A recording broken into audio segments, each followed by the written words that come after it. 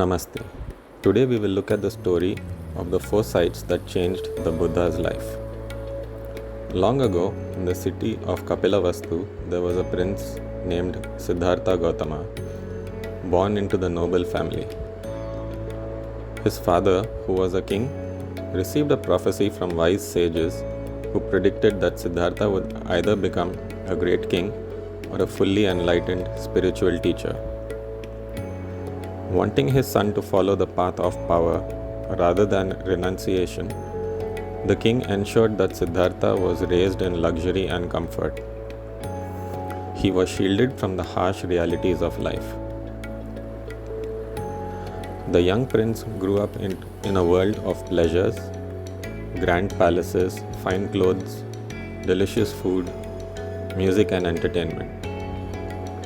He married the beautiful princess Yashodhara and they had a son, Rahula. Yet, despite his perfect life, Siddhartha felt a strange sense of restlessness, as if something was missing. One day, out of curiosity, he asked his charioteer Channa to take him beyond the palace walls. The king hesitated but eventually allowed it, unaware that this journey would change Siddhartha's destiny forever. As Siddhartha and Channa rode through the streets of the city, he saw an old man for the first time. The man had wrinkled skin, white hair, and a hunched back. He struggled to walk with a cane, and his body trembled with every step.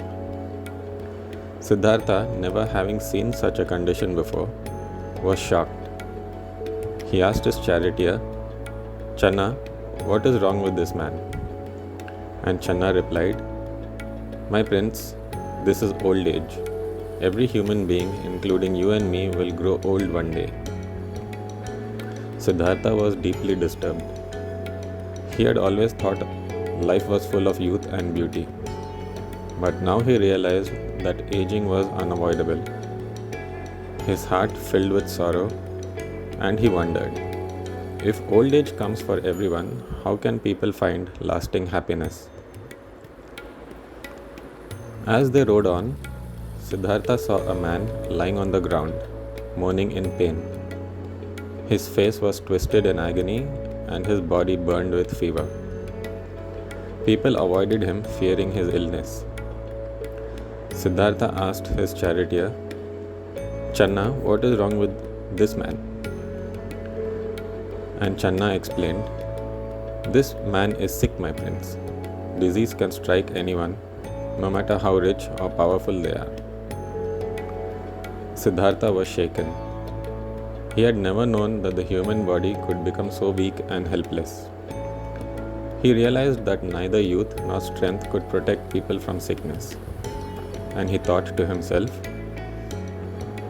if illness can come to anyone at any time, how can there be true peace in life? As they kept riding, Siddhartha saw a group of people carrying a lifeless body. The corpse was wrapped in a cloth, and mourners followed behind. Siddhartha turned to Channa and asked, "What is happening? Why is this person not moving?" And Channa replied, "My prince, this man has died. Death comes for all, young or old, rich or poor. No one can escape it." Siddhartha was deeply disturbed. He realized that everything in life, youth, health, and even life itself, was temporary. If death is certain, then why do people cling to things as if they will last forever? He thought. For the first time, he felt the illusion of worldly happiness breaking apart. As they rode on, Siddhartha saw a man dressed in simple robes, walking with a calm and peaceful expression. Unlike the others he had seen, this man was not suffering. He radiated a deep sense of inner peace. Siddhartha asked his charioteer, "Channa, who is this man? Why does he seem so content?" And Channa replied, "My prince, this is an ascetic, a holy man who has renounced the world in search of truth and liberation from suffering. Siddhartha was amazed. This man had nothing, no palace, no luxuries. Yet he seemed happier than anyone Siddhartha had ever met. At that moment, Siddhartha understood his true purpose. He saw that life had periods of suffering, but there was a way to rise above it. That night, Siddhartha could not sleep. He thought of his wife and newborn son, his wealth, and his royal duties. But he knew that if he stayed in the palace, he would never find the answers to life's greatest questions. Determined to seek the truth, Siddhartha made a great decision: to leave his home, his family, and his princely life behind. While the city slept, he mounted his horse and with Channa's help rode to the edge of the kingdom. There he exchanged his royal garments for simple robes and sent Channa back with a final message. He told Channa, "Tell my family I seek the path to end all suffering. I will return only when I find the truth." Thus began Siddhartha's journey to enlightenment, leading him to meditation, extreme asceticism, and eventually the middle path, a balance between indulgence and self-denial. After years of searching, he finally attained enlightenment under the Bodhi tree and became the Buddha, or the awakened one. What is the meaning of the 4 sights in this story?